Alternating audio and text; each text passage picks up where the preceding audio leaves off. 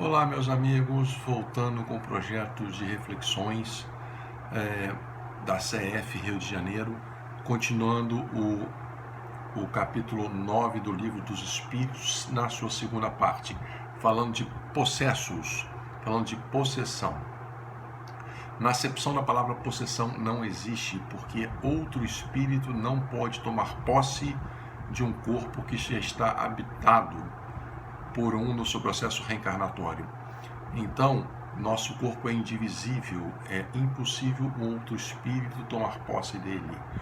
O que ocorre é que no processo de obsessão, de intuição de espíritos malfazejos, estamos falando dos possessos, portanto, com a conotação de espíritos errantes ou espíritos maléficos mesmo. Então, nesse contexto, esses espíritos possam nos intuir, nos atrapalhar e, em processo obsessivo, até dominar os nossos atos, nossa mente.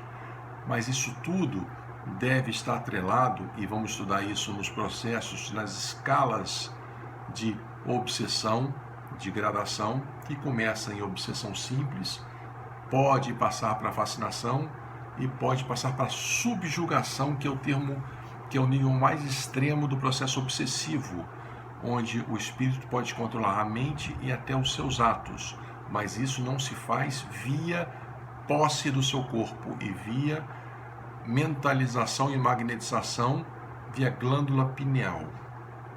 Tá? São processos diferentes, mas é extremamente grave. Então, esse último estágio, que é a subjugação, é um processo terrível para aqueles encarnados que passam. Vamos voltar para a possessão. Como se livrar desse processo obsessivo?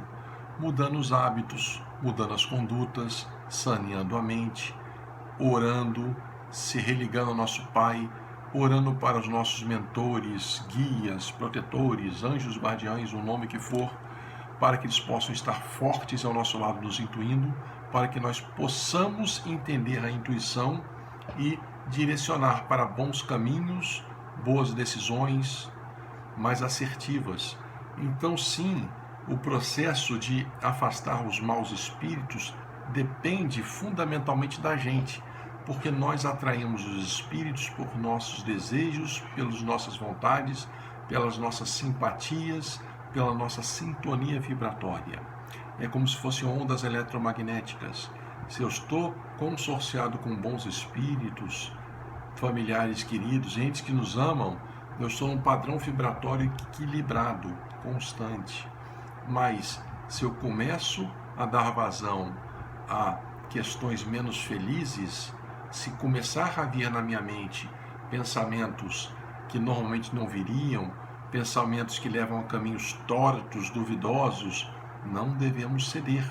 Nós somos soberanos, nós temos livre-arbítrio e, portanto, nós devemos afastar de uma vez. Como? Orando, rezando para Deus, para Jesus, para os nossos protetores, nossos mentores, e pedindo que eles nos ajudem, pedindo que seja feita uma higienização no nosso campo mental, uma higienização na nossa casa, afastando esses espíritos. Muitas vezes esses espíritos que tentam nos fazer mal, eles o fazem não conscientemente. Alguns sim, outros não.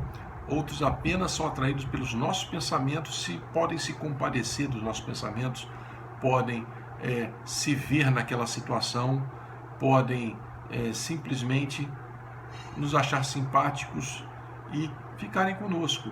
E esse é um processo que dura dia e noite, dia e noite. Portanto, o processo obsessivo, que começa na obsessão simples, uma obsessão sem maiores critérios, de zombarias, de brincadeiras, de perturbações, eles podem derivar para processos bastante graves.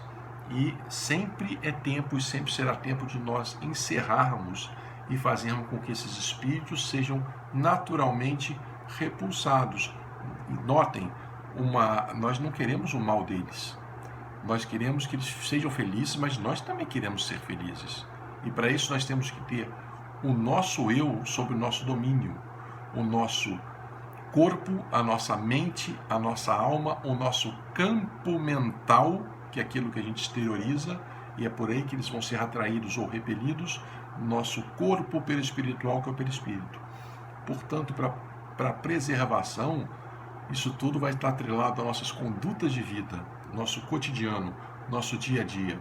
E tem mais uma questão aqui, que dentro de possessão, dentro de processos, que fala se tem eficácia, como se chama aqui, o exorcismo.